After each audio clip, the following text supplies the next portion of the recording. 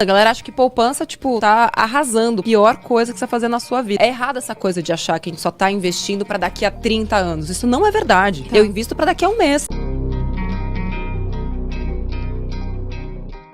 Eu era repórter de TV, trabalhei 10 anos. E tratar sobre dinheiro era algo que eu fazia pra mim, porque eu via que meus pais não tinham educação financeira, meus amigos não tinham, tava todo mundo sempre lascado e tal. E aí eu comecei, falei, não, eu preciso ser a pessoa que vai ajudar essa galera aqui, né? Porque eu já olhava sempre pro futuro e falei, mano, eu preciso fazer alguma coisa pra cuidar dos meus pais, enfim, da família toda. Aí comecei a planejar, criar meta, mas investir. Mas o quê? Era muita dívidas, era muita bagunça a vida financeira da sua família? Assim, nunca faltou nada, mas nunca sobrou nada. E sempre foi uma vida restrita. Assim, tipo, a gente nunca viajou. Assim, a gente tinha comida, a gente... Não tinha luxo. Nenhum.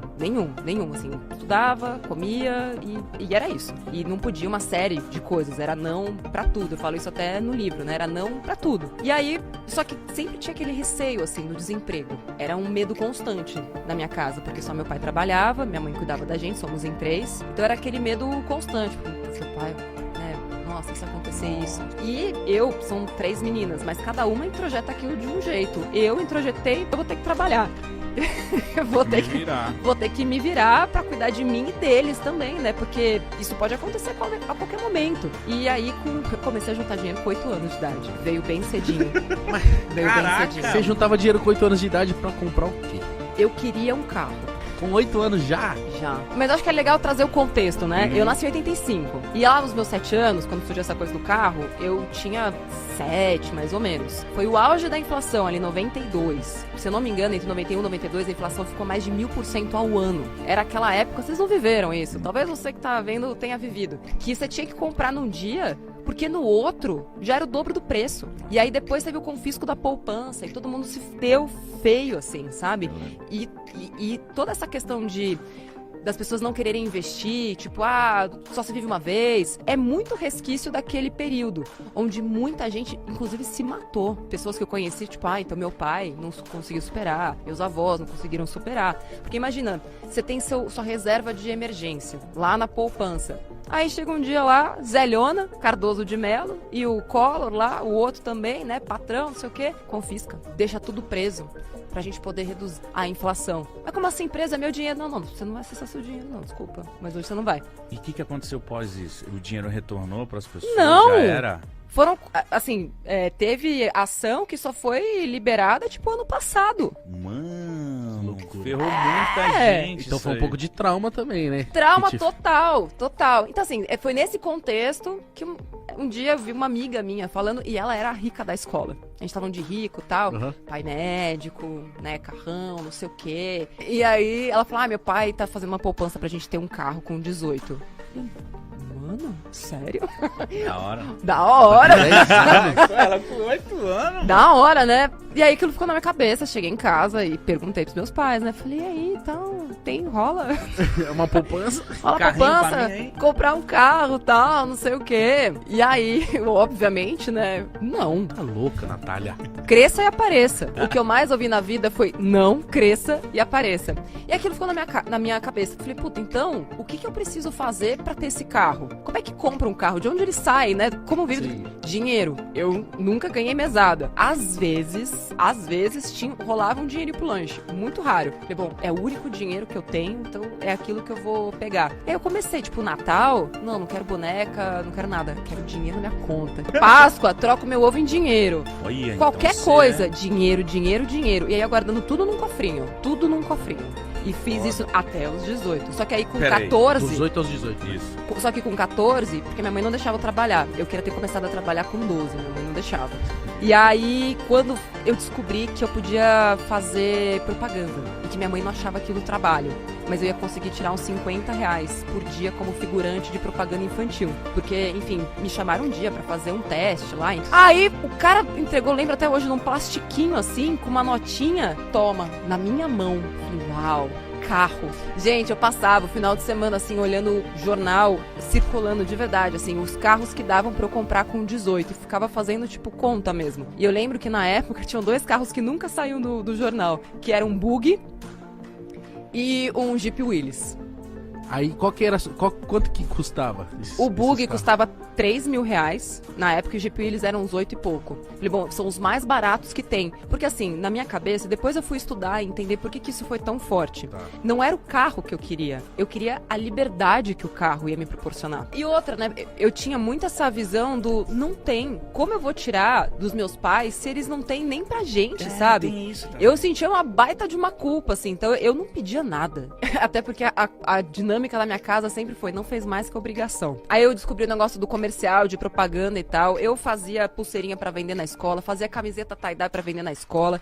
Eu pegava coisa que eu não usava mais, fazia bazar com as amigas da escola. Começou a comercializar. tudo. Empreendedora ali na escola, aproveitando todo o network pra vender e conseguir dinheiro pro carro. E aí, qual não foi minha surpresa quando eu fiz 18? Eu tinha, naquela época, 6.800 reais. Mano! Calma aí, você nunca chegou a cogitar abrir o cofre? Não, eu Pra comprar sempre abria. Não, mas tipo, pra contar Pra ou pra usar. gastar? Pra contar. Não, mas você foi muito disciplinada. Eu sou muito disciplinada. O fato de eu ter vivido com tanta disciplina, sem abrir mão de nada, nada mesmo, porque tudo aquilo que eu queria eu dava um jeito de fazer. Tipo, imagina, adolescente, você tem que estar no mínimo ali bonitinha, né? E eu não era lá essas coisas. E aí, assim, o que eu vou fazer? Eu costurava, comprava tecido, que era bem mais barato. Pera. Eu sempre usei defeitos e transformava em efeitos.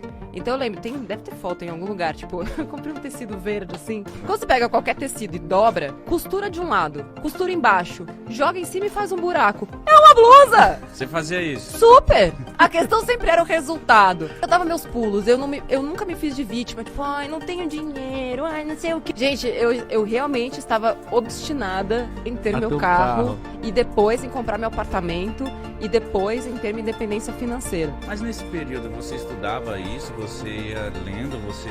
Não tinha, né? Não tinha bibliografia.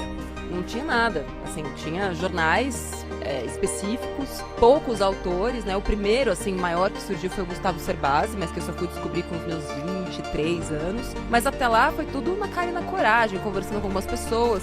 E eu só fui descobrir que investimento existia quando finalmente consegui um emprego, carteira assinada com 18, e fui obrigada a abrir uma conta em banco. E aí a Cid Nelson falou, você pode aplicar esse dinheiro, não sei o quê, e tá. Falei, mesmo, mas o que vai acontecer, né, se eu aplicar o dinheiro? Sim. Não, porque tem um rendimento, mas o que é rendimento? E aí eu sempre Nossa, foi aprendendo. Sempre Sim. perguntando, aí ela me explicou o que era. E ela me falou também da taxa de carregamento. Eu falei, taxa de carregamento? Toda vez que você coloca o dinheiro, uma parte fica pro banco. Eu falei, mas isso não é justo. Eu falei, como assim? É meu? É meu! Como assim vai ficar pro banco? Mas de repente, se você colocar no mínimo 800 reais, que era exatamente o meu salário, você não paga a taxa de carregamento. Eu falei, fechou. Vou colocar 800 então, pra não pagar 2%. Então você trabalhava pra guardar tudo. E fazia renda extra pra poder viver. Você trabalhava do quê? Meu primeiro emprego foi de vendedora de loja. De Mas- roupa, De roupa. Shopping? Era numa rua. Ficava nos jardins. Consegui um emprego de vendedora na Benetton, que tinha aquela Benetton, sabe? Não.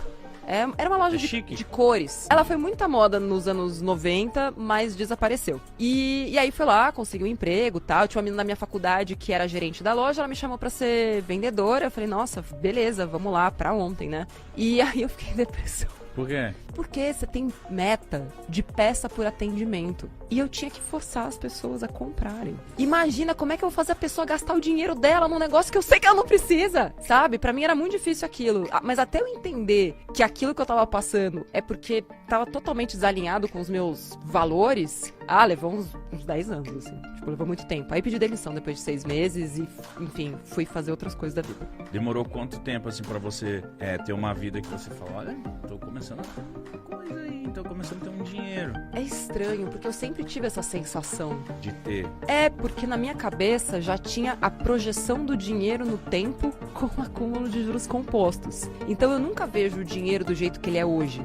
Eu vejo ele do jeito que eu quero que ele seja para aquilo que eu quero amanhã, entende? Entendi. Então eu nunca vejo 800, eu vejo 800 vezes 12, com juros compostos ao ano de 9, 10, 12, 14, vezes 5 ou vezes 10.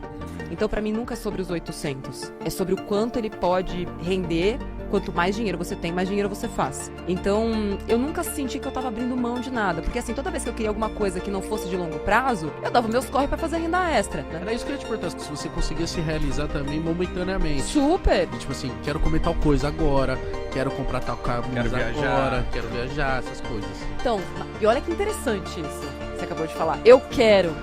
Eu sempre quis primeiro e depois ia ver se tinha dinheiro. E se não tivesse, eu fazia. Porque o que eu mais ouço, assim, né, de me poupeiros e me poupeiras é: ai, mas quando eu passo vontade eu me sinto pobre. Ah, mas é muito ruim você ter que ir num shopping e não poder comprar o que você quer. Mas aí que tá, se você foi ao shopping e não queria aquilo que você começou a querer no momento em que você chegou lá, então você só é trouxa. Você não queria aquilo de verdade. E o fato de você sair de lá sem comprar nada não faz de você uma pessoa pobre. Faz de você uma pessoa autodisciplinada, que sabe o valor do seu dinheiro, que não vai fazer uma comprinha por impulso e depois vai abandonar no fundo do guarda-roupa sem nem lembrar que aquilo é dinheiro. E o dinheiro é fruto do teu tempo. Mas assim, e por que a gente é assim? Nós, seres humanos, não somos confiáveis.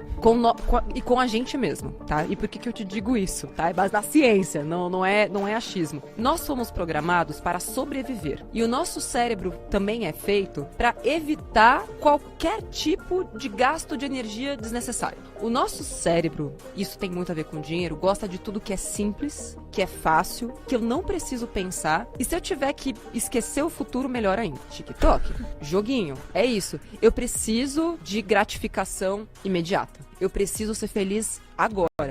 Ainda que aquilo não me traga nenhuma felicidade e nem benefícios a longo prazo. E a maioria das pessoas tem isso. E por quê? Quando eu faço uma comprinha e passo no cartão, é baratinho. É parcelinha de R$20, 20 conto e tal. Aquele sentimento me faz bem naquele momento. E é como se eu preenchesse pequenos buraquinhos, entende? Só que cada buraquinho que eu tampo é outro que abre. Porque eu não tô olhando para aquilo que realmente é importante para mim. Quando eu paro para olhar, cara, mas o que realmente é importante? Aí sim eu começo a juntar uma grana e aqueles pequenos gastos do dia a dia que eu fazia e que não eram essenciais, importante, não são essenciais, eles deixam completamente de fazer sentido. E eu percebo o quanto aquilo fez diferença no futuro. E atenção, eu estou falando sobre cortar o cafezinho. Porque se o café pra você é algo essencial, ele tem que estar. Aí é que tá. O que é essencial pra você é diferente do que é essencial pra mim.